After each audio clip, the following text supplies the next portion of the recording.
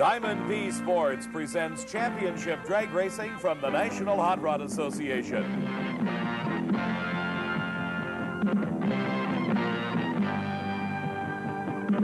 The 1981 US Nationals. Brought to you by Goodyear Eagle High Performance Radials, the Racing Eagles Goodyear tamed for the streets. And by Budweiser, for all you do, this Bud's for you. And by Suzuki, the Performer. See the full line of Suzuki motorcycles at your local Suzuki dealer.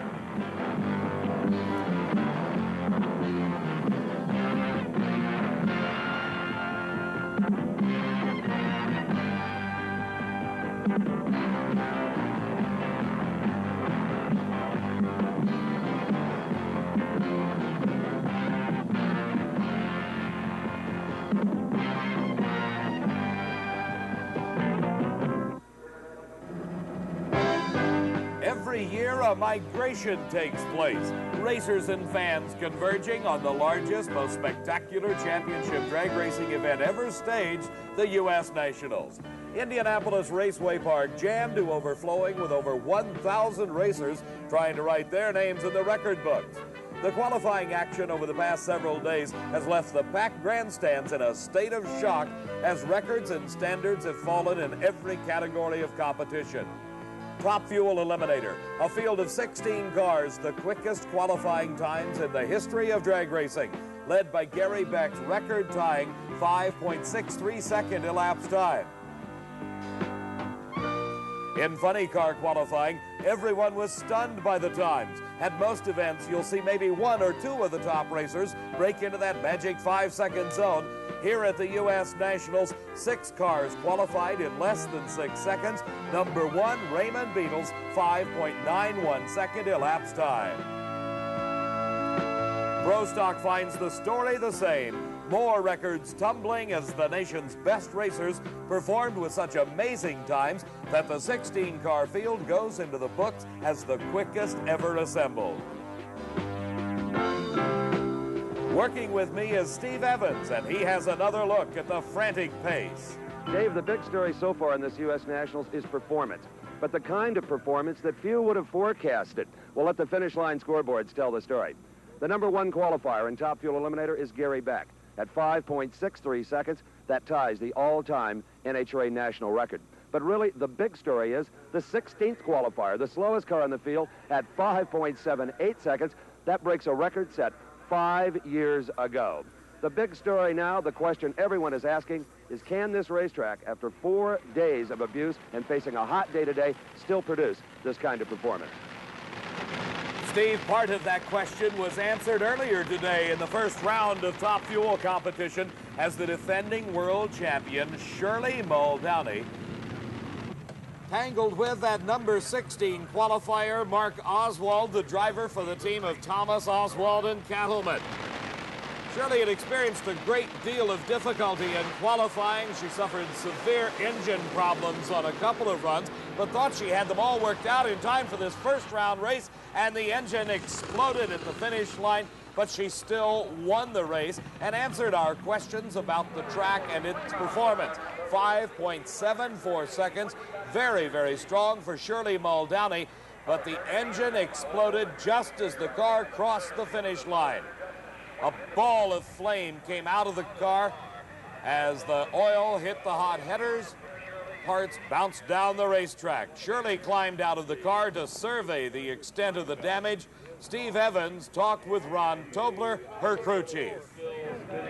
This is Ron Tobler, Shirley Muldowney's chief mechanic, and you're sitting here, you're not even hurrying to go back to the pit, so obviously you're not coming back for round 2. No, Steve, we can't. We've got some kind of problem that's indescribable. I mean, we haven't broke this many motors in the last 3 years total, and now we break 3 here. We have some kind of problem with we just happened to get a new batch of rod bearings when we came to this race, and ever since we've been putting them in, we've had problems. And Shirley also mentioned a faulty tool, a torque wrench. Right, we had the faulty tool, and we found that, and we kind of thought that was our problem, but apparently it wasn't, because we put this motor together with the right wrench, and it slung 4 rods off of it, and that's just not right.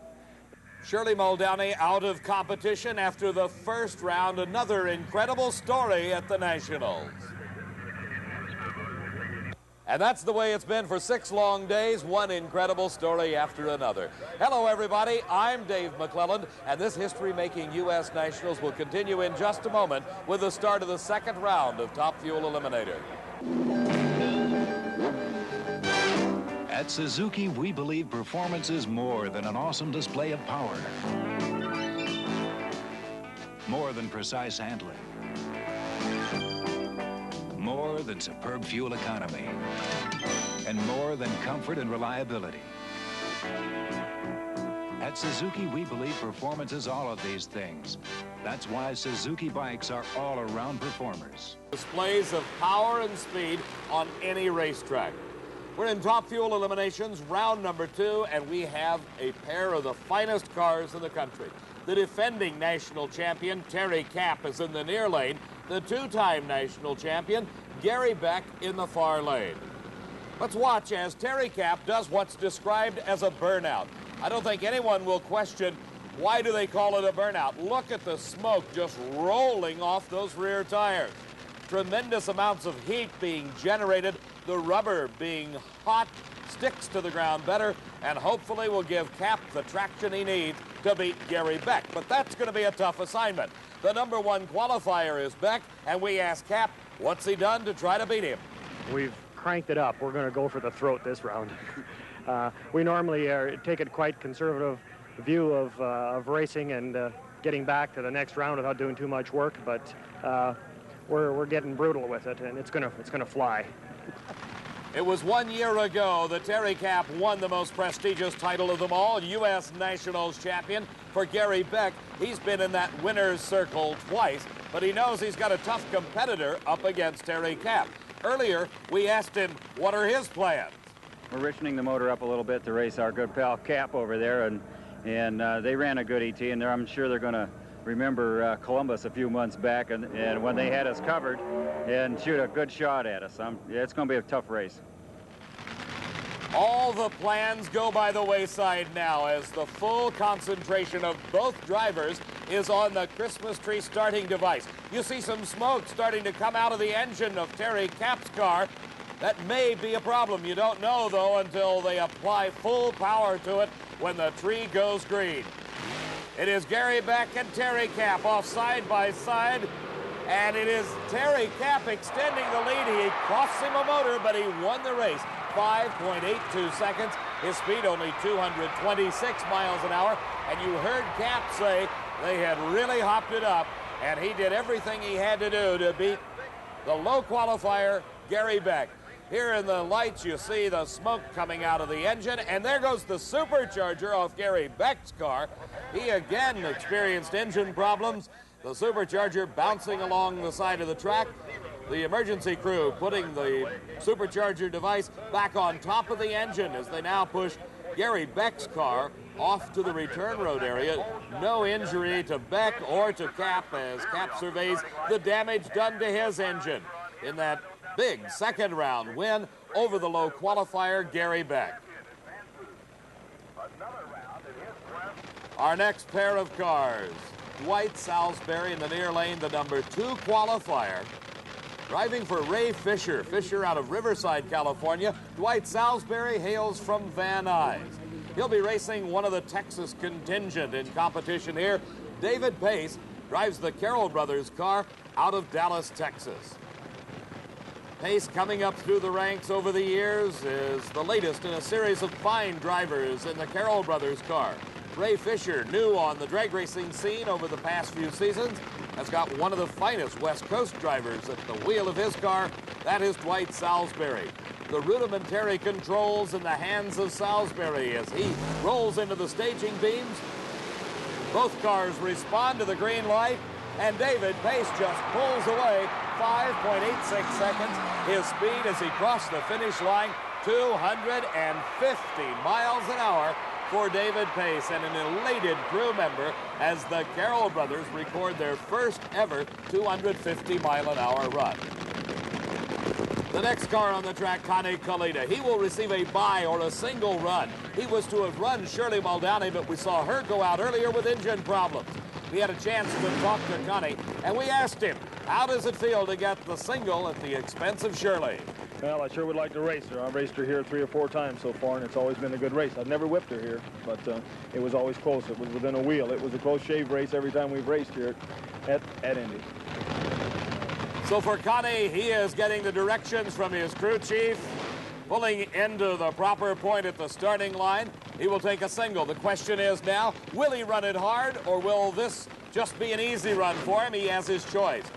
Lane choice in the next round will go to the car with the lower elapsed time of the pair that are racing. So we may find Connie Kalita trying to set a good low elapsed time, pulling hard on that brake, the car launching very hard, and then up in smoke as Connie Kalita, too much power, maybe too much clutch, maybe a bit of experimentation on this single run for Connie Kalita. Right now, Steve Evans is in the pits at Shirley Muldowney's area and is talking with her. Losing is one thing, but winning and not being able to go back into the staging lanes has got to be an even more frustrating emotion. Never had that happen before. How does it feel? It doesn't feel very good. We've all worked hard, and we came here with a car very capable of winning. And we have very good pieces, and something isn't right here. We've evidently got a part that has the correct number on it, but it's the wrong part in the box, or something's wrong. Your mechanic, Ron, said that even if he had another motor, he wouldn't put it in, that you've got to find the gremlin and stop this destruction of motors. That's right. And Mark Danicus came over and offered one. So did Neil Marr. To loan you a motor? That's right. So did Dick LaHaye. But we're not ready to go racing. But there will be another day of racing for the 2-time Top Fuel World Champion, Shirley Muldowney. Here we've got the final pair of cars in this second round of eliminations. In the near lane, it is Billy Williams. Williams, hailing from Torrance, California, formerly drove alcohol dragsters, but advanced to the top fuel ranks and qualified well in this program. He'll be matched against the high country racer Johnny Abbott out of Denver, Colorado. The burnouts completed for both cars, and some problems apparently with Abbott's car as the starting line official called his crew over and pointed at something in the rear of the engine. The car is running fine. Billy Williams looking over to check on Abbott as he starts to roll forward to the starting line. Williams sitting and waiting as Abbott's crew performs whatever was the problems, fixing it, and here comes Abbott. So the final pair of our Top Fuel eliminators in the second round of eliminations here at the US Nationals. The drivers concentrating on that tall device with the lights on it. That's the Christmas tree. If you leave on time, the green light stays on. If you're too early, you get a red light, you're disqualified. It's green for both drivers, and green means go for Johnny Abbott. He extends the starting line lead to a tremendous 5.70 second elapsed time. His speed, a roaring 250 miles an hour, and an elated crew. You know, drag racers are noted for their innovations in their race cars, and it obviously extends to the tow vehicles. This one's most unique. Steve Evans, give us a guided tour. Thank you, David. In the old days, it was the cowboys chasing the stagecoach. But here at the U.S. Nationals, it's the stagecoach chasing the candy cowboy, Johnny Abbott. His tow vehicle, a motorized version of an 1870s Overland stage.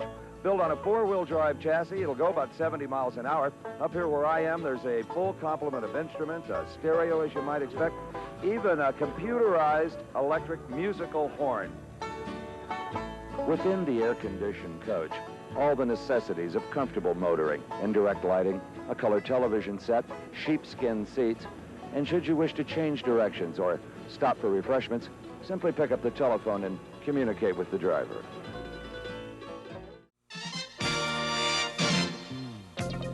This Bud's for the guys who make our engines purr like a kitten and roar like a lion.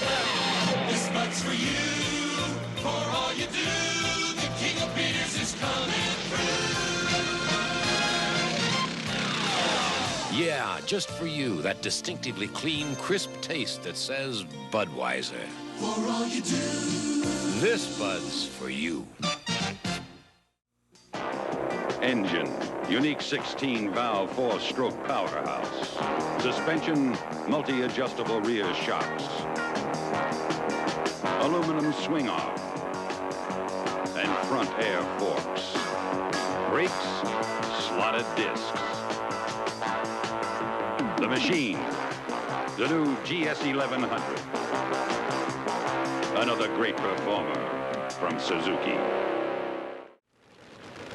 One of the most popular classes in all forms of competition at any championship drag racing event is funny car. We're in the second round of eliminations. 8 cars remain.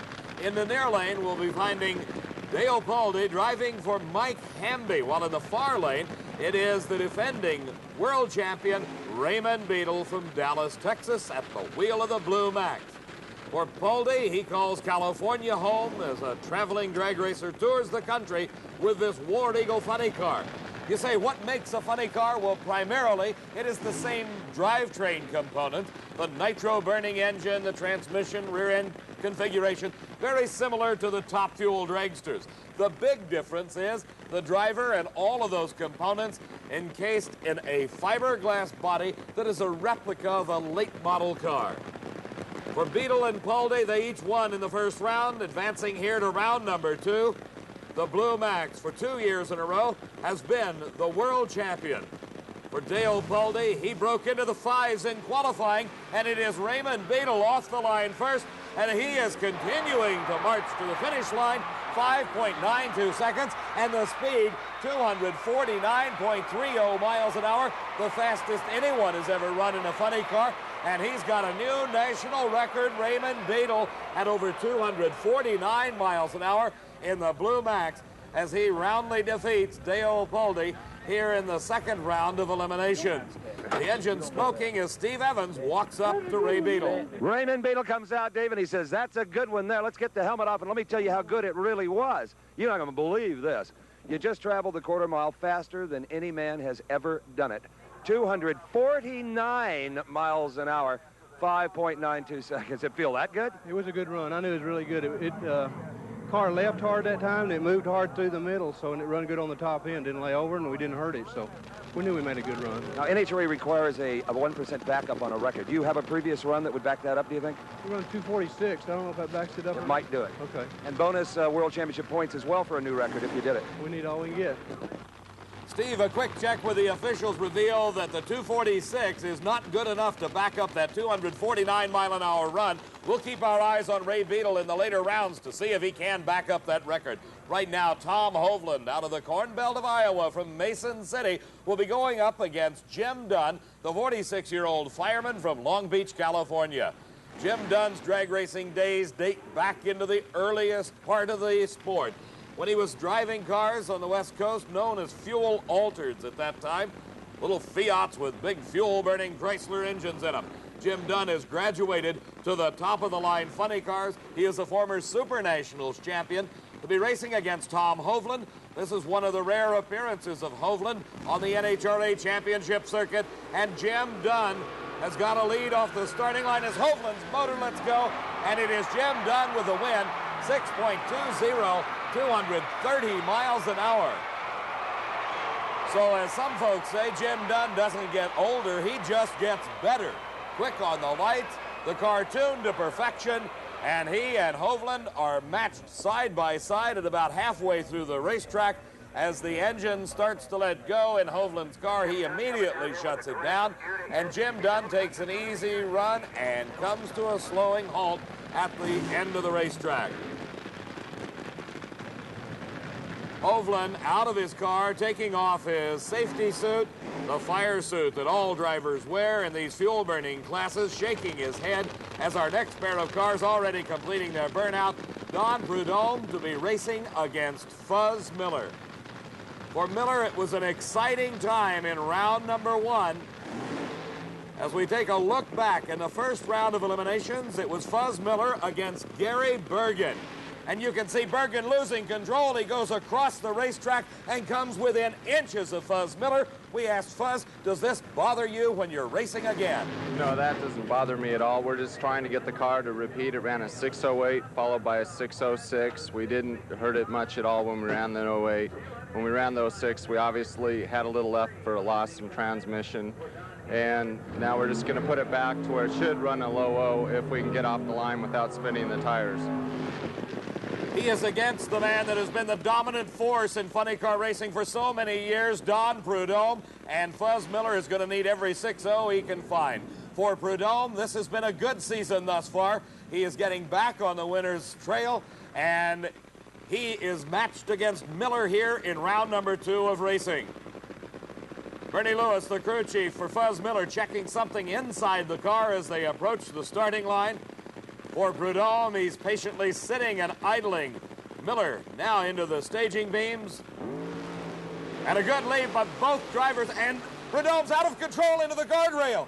Something going wrong. He must have blown an engine. His wife, Lynn, is concerned. She shows it. Back at the starting line, Prudhomme brings the car under control. Fuzz Miller, no problem with him. He brings it to a slowing stop, and look at Prudhomme jump out of that car. First thing he does, looks underneath it and finds an exploded engine. What happened was, as he left the starting line, the engine exploded. He got into his own oil. The tires no longer had traction. And let's watch again as they leave the starting line. It is Miller in the far lane, Don Prudhomme in the bright yellow car here on the tower side. As you see, Prudhomme going out of control. He runs into the guardrail.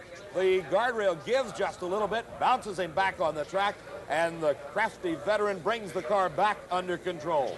Prudhomme talking to the NHRA Safety Safari crew, and he is A-OK. How about Fuzz? You told me earlier you'd only raced Prudhomme once and you had beat him. You felt really confident about this, didn't you?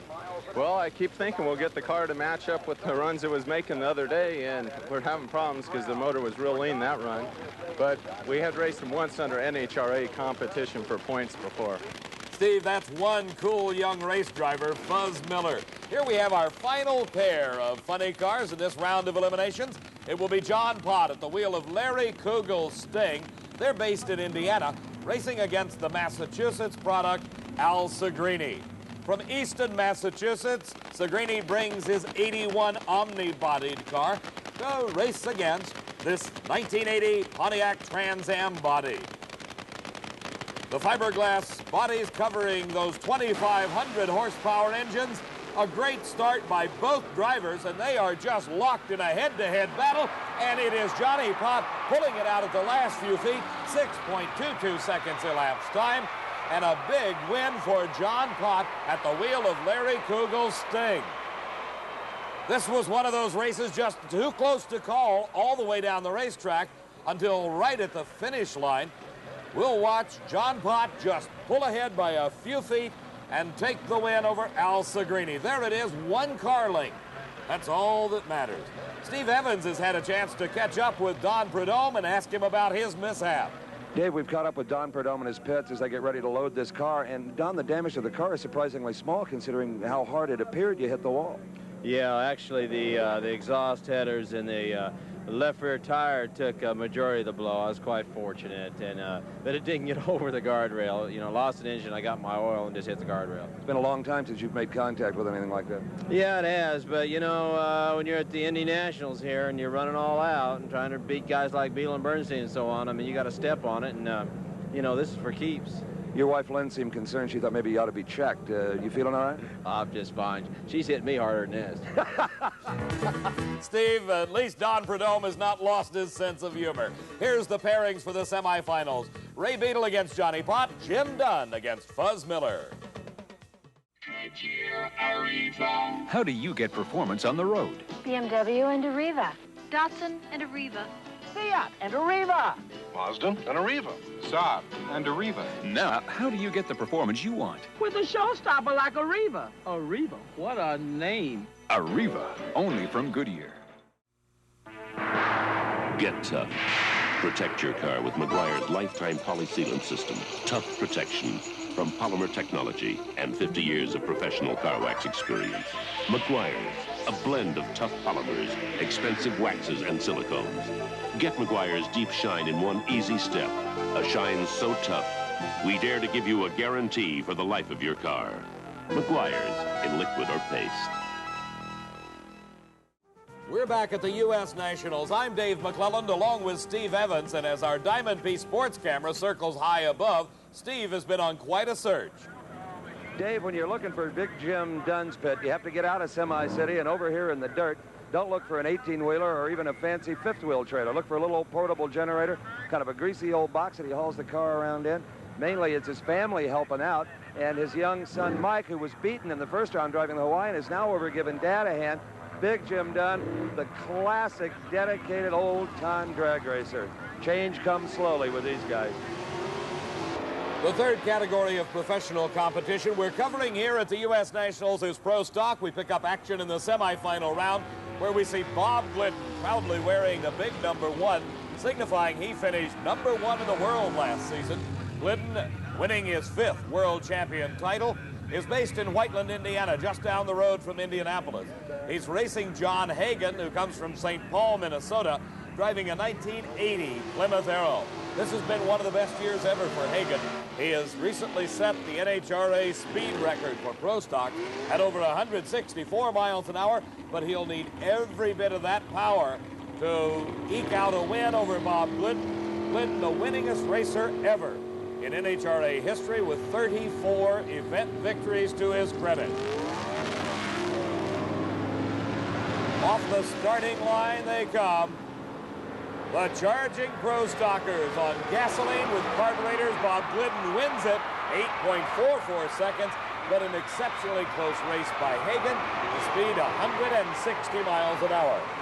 As we watch once again, we'll see how close it was at the finish, as the speed of Glidden pulled him ahead by about 1 car length right across the finish line. So Bob Glidden will be advancing into the finals to match up against the winner of this next race, and it will be a classic Ford versus Chevrolet battle in the final, because these two cars are both Chevrolets. Lee Shepard locked head-to-head with Glidden in the chase for the world champion title here in 1981, will be squared off against Don Kuntz. Kuntz, a former modified eliminator racer, coming up through the ranks, as did Lee Shepard. Both of them trying very hard to put all of their drag racing skills to work here in the semifinals at the U.S. Nationals to win the right to face Bob Glidden in the finals for the Pro Stock Championship. Tremendous amounts of RPM from the engine as the accelerator goes to the floor and the clutch comes out, and driving around at just the last few feet is Lee Shepard, 8.45 seconds. Glidden was quicker by 1/100th of a second. Don Kuntz gave him a race to the finish line as the Kuntz and Clark Camaro stayed side by side with Lee Shepard just as long as possible, but it was Shepard in the wheel of the Rare and Morrison car from Arlington, Texas, winning the right to face Bob Glidden in the final. All right, well, just driving away from him is the man you're going to have to race in the final round again, Bob Glidden. Yeah, it looks like it's going to be another close one, Steve. You think lane choice matters? It might. You don't have it. Yeah, I just found that out. Well, I hope it doesn't matter. 44 to a 45, it couldn't be closer. Another classic between you two. This never gets old, does it? No, it doesn't. It looks like it's going to be on the tree again. Now, the fans are here. They're divided. Ford, Chevrolet, Glidden, Shepard. And they're going to get what they came to see. Well, I hope they see us win. All right, the World Championship on the line again between Glidden and Shepard. The personable Lee Shepard heads back to the pits to get ready for the finals. In addition to our professional category of competition, we have had sportsman eliminator run throughout the day here at the U.S. Nationals. In top alcohol dragster, it was Brian Raymer against Gary Southern. Raymer taking the big U.S. Nationals champion title. In top alcohol funny car, George Cambra raced Ken Veeney, with Veeney the winner. In the funny bike category motorcycle competition, John Ball was the winner over Jim Yodak. In top fuel motorcycle, a big upset as Terry Vance defeated Bo Obrachta. The Super Gas champion saw Don Moyer defeat Mark Powack in a close race. Competition Eliminator Champions title going to Tom Trish over Joe Williamson. Modified Eliminator Cotton Perry raced Larry Kopp, and at the finish line, Cotton Perry was the winner. Superstock Eliminator saw Ray Paquette defeat Harold Stout And in stock eliminator, Jeff Taylor took the measure of rock running for the U.S. Nationals title. Our congratulations go out to all competitors here at the U.S. Nationals and to these champions in Sportsman Eliminator. Suzuki, the maker of motorcycles, would like you to think of an economy car and a sports car. When you think of this 1981 GS 250, it offers high gas mileage like an economy car and high performance like a sports car. Of course, when it comes to high price, the GS 250 is like nothing on four wheels. See for yourself at your Suzuki dealer.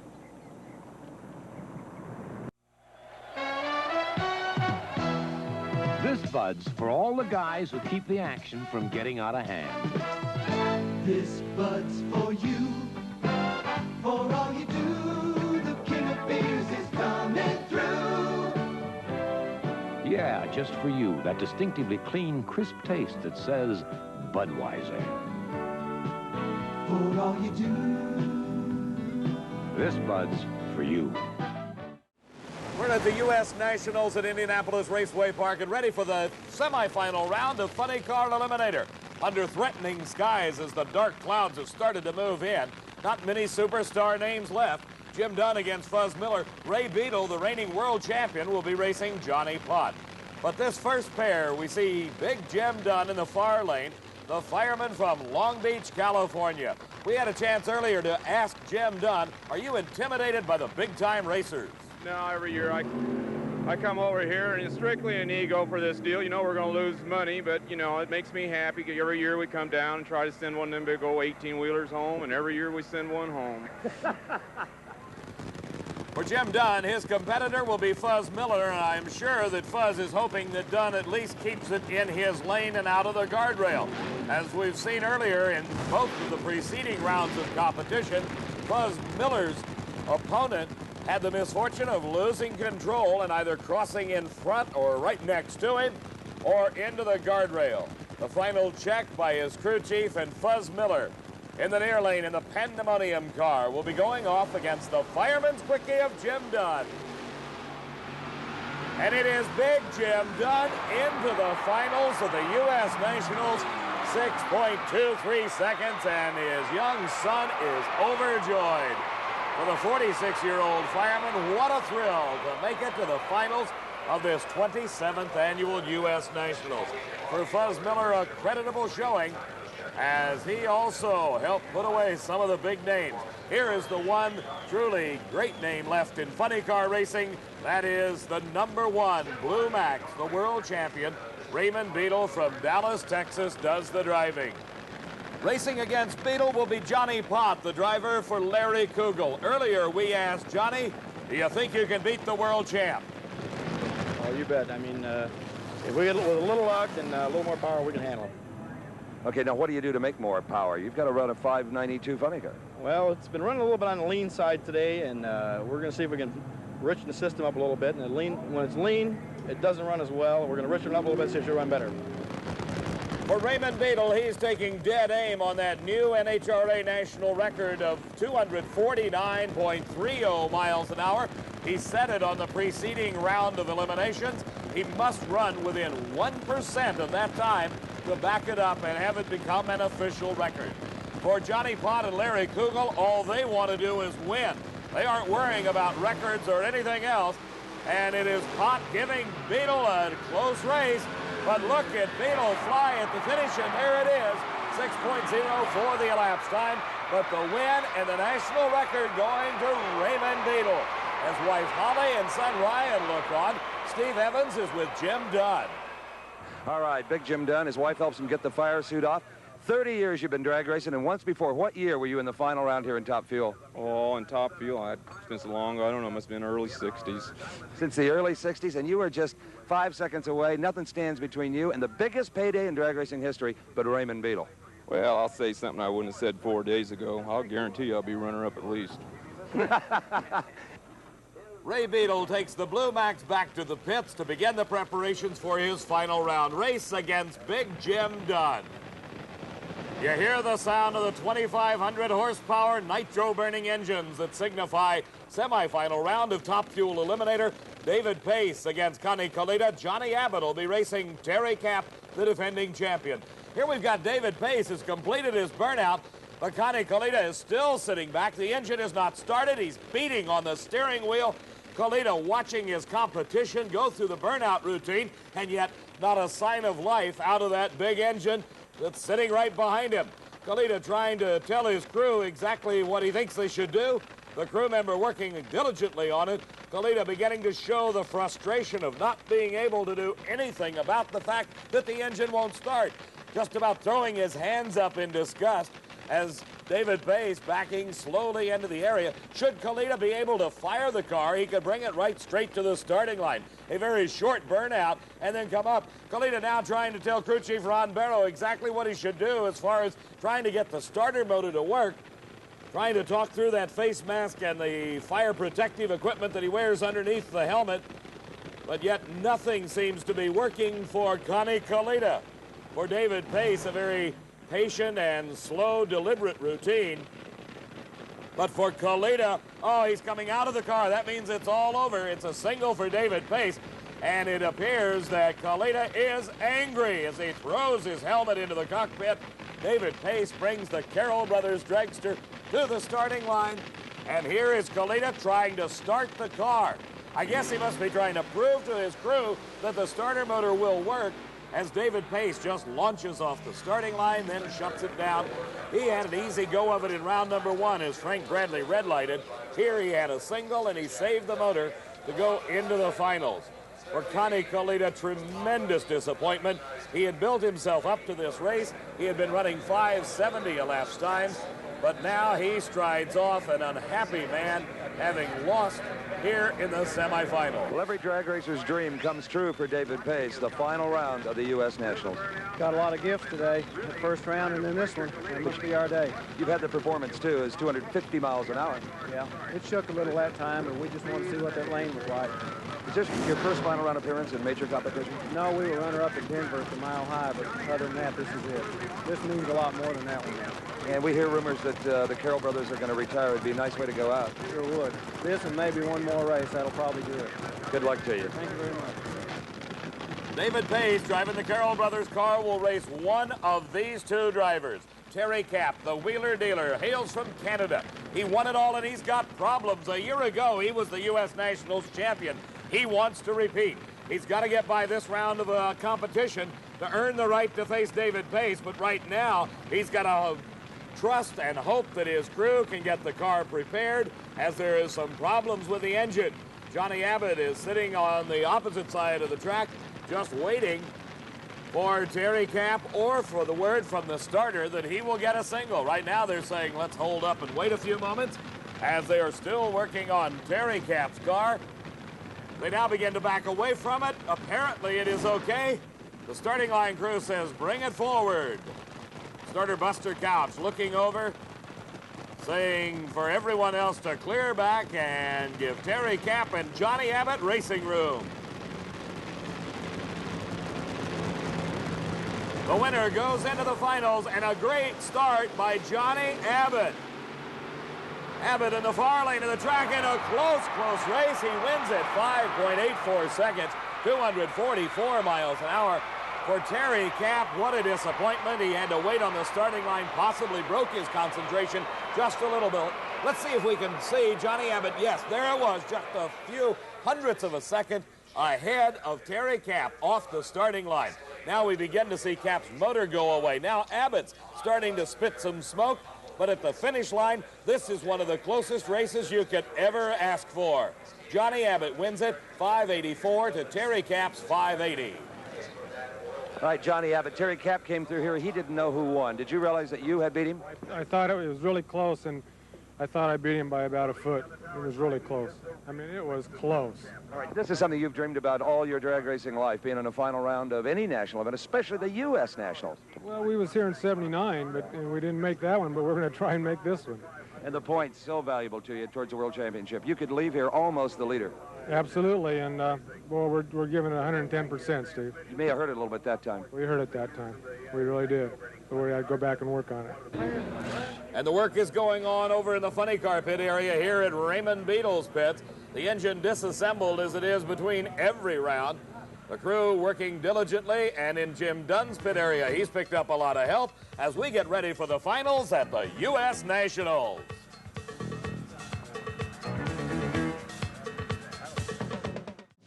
That's Gary Kincannon with his favorite rolls. Gary has a lot of rolls in Bentleys, $10 million worth. There's only one wax Gary will use on his priceless collection, Meguiar's. Meguiar's is the brand used by car care professionals. With a $5,000 paint job to protect, Gary won't take a chance on anything but Meguiar's. Even for a car that isn't a Rolls, get the car wax of the professionals, Meguiar's, at these and other fine stores. As of now, you can fly with the Eagles, because now Goodyear has tamed their racing eagles for the streets. The threatening clouds that moved in over Indianapolis Raceway Park finally gave way to rain, forcing NHRA officials to call a halt to the racing action just before the finals of Top Fuel, Funny Car, and Pro Stock. The spectators found what shelter they could. The racers continued to do their work in preparation for the one-day postponement of the final rounds. The clouds continue over Raceway Park, but the racing surface itself is dry, and that's what everyone has hoped for. As the track officials prepare for these final rounds, our racers have a great deal of interest in the weather, and Steve tells us why. David, in one of these rain delay situations, a drag racer has really got to be part weatherman. Raymond Beadle's crew has been intently studying the instruments we see right here. Raymond, tell me, how do you read these and what do they tell you? Well, what we see with the temperature and stuff, the air's better than we've seen it all weekend. In fact, it's about 1,200 foot better than it was yesterday when we ran. Meaning what? It's like coming down 1,200 feet in elevation? That's right. In other words, we're running a lot closer to sea level, so the car should perform better, and they'll make more power today than they did yesterday. Explain these instruments very briefly, if you can. Well, two of these instruments here are humidity gauges, and we use one to check the other one. The other one is a temperature gauge. We have one's an air density gauge and one's an altitude gauge, which is used like in an aircraft. And by then we have a formula. We take all four of them and take the readings and charts, and we can determine what the actual altitude is. We'll find out in a moment if Ray Beadle and all of his calculations are correct, but right now it is Pro Stock Eliminator. That classic Ford versus Chevrolet battle, which finds the defending champion Lee Shepherd, #2 in the world last year, to this man, Bob Glidden, in the Ford, who is the reigning world champion. This marks the 21st meeting between these two drivers. They're tied up 10 apiece. Who's going to win the rubber match? Coming into the staging beams, Shepherd against Glidden. And a great start by Lee Shepherd. He builds an immediate lead over Bob Glidden. Can he hold on to the finish? He extends it at the finish line. It is Lee Shepherd. His wife just ecstatic with the big U.S. Nationals victory, $12,500 and some very valuable World Championship Series points going to Bob Glidden. Down in the turnaround area, Steve Evans is waving Lee Shepherd to a stop. Lee Shepherd of Arlington, Texas, hoping to change that #2 on his window to a #1 before this season is over. And he made a big stride in that direction. Lee Shepherd, congratulations. That's your second U.S. Nationals in a row. Oh, thank you, Steve. I don't know what to say. Right, tell me what happened on the starting line. Well, we just had a little longer staging session than normal, and I went ahead and staged first, and Bob pulled in, and he was a little late, looked like. Yeah, I think he had a quicker elapsed time. Yeah, he usually does. Well, thanks once again to both of you, really, for staging that classic Ford Chevrolet Shepherd Glidden confrontation. We love it. Yeah, thanks, Steve. We do, too. A tremendous race for Pro Stock, and here is another one coming up in the finals of Funny Car Eliminator. The real underdog is Jim Dunn, but he is matched against the Blue Max, the reigning world champion.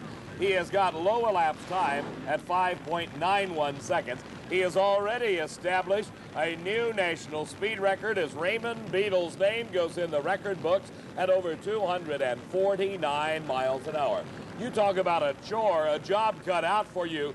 Jim Dunn is the man that has got to stop this charge by Raymond Beadle, and it will not happen today as Jim Dunn instantly loses traction. For Raymond Beadle, it is an easy single. Son Ryan, his wife Holly, just as happy as they can be over this big win for Raymond Beadle. And again, some very valuable World Championship points will be going to the Blue Max camp. 6.04 seconds is elapsed time, but he doesn't care at this point as Jim Dunn heads back to his trailer. Raymond Beadle, the winner. So for Raymond Beadle and the Blue Max, it's their first NHRA National Championship of the year. Raymond's second U.S. Nationals victory. He won back in 1977. Congratulations. Thank you. I told him money held out, luck would come. If the money held out, luck could come. Dunn just took a shot at you. Apparently hopped it up too much because he boiled the tires. Oh, okay. Well, I didn't know what happened to him. The car, it went out and shook real hard in the middle. We didn't run, I don't think, quite as good as we've been running. But we're just hoping that we didn't smoke the tires. So apparently taking a little power out of the car because of the air density, as you mentioned, paid off for you. Yeah, we worked good today. Like I said, it shook pretty hard out in the middle, so I knew it didn't run as good, but I never did steam, so I knew we made a good run. If you had started this race 6 days ago, you would have not necessarily picked Johnny Abbott or David Pace to be in the final, but they earned their way here on the basis of their performance. For Johnny Abbott, consistent 5:70 elapsed times. The same for David Pace, driving for the Carroll brothers. Pace has made it to the finals once before, and also for Johnny Abbott. Back in 1979, he was in the finals of this very race, but has yet to win a national title, and it's a red light for David Pace as he leaves the starting line too early. The Carroll brothers car launching off the starting line and leaving that big red light shining. That means Johnny Abbott is the automatic winner. He just coasts across as his family and the crew head down to pick him up. For the last time today, the stagecoach rolls after the Colorado Cowboy.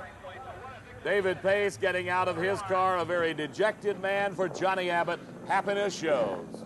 David, I don't ever recall anyone racing harder for a U.S. Nationals victory than this man has, Johnny Abbott. It's his first ever NHRA National Championship, and if you got to pick one to win, this is it. Oh, that was great. That's great, Steve.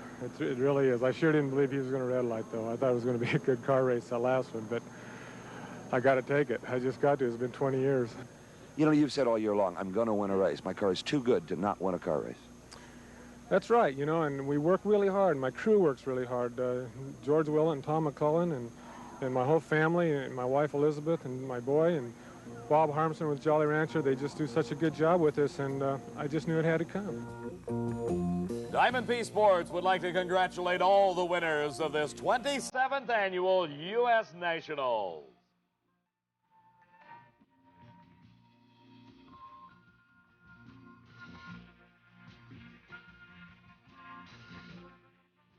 In today's economy, motorcycles never look better.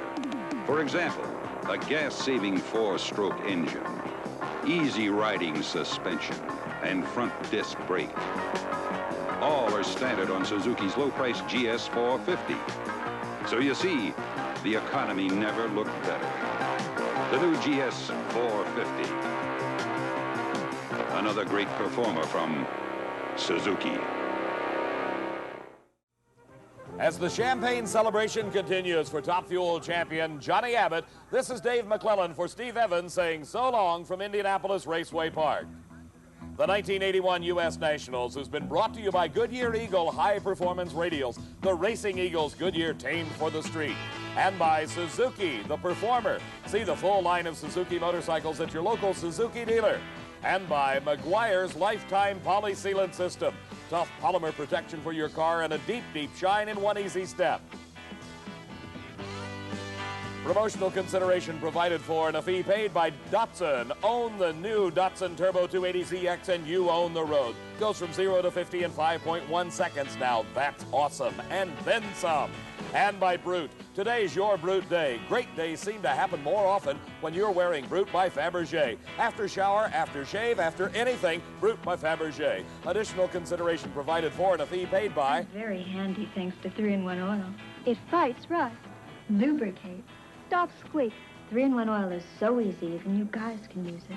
I do home repairs with plastic wood. I fixed my chair, molded my baseboard, built holes in my wall. Plastic wood is so easy, even you guys can use it. And by Datsun. Own the new Datsun Turbo 280ZX and you own the road. Goes from 0 to 50 in 5.1 seconds. Now that's awesome and then some.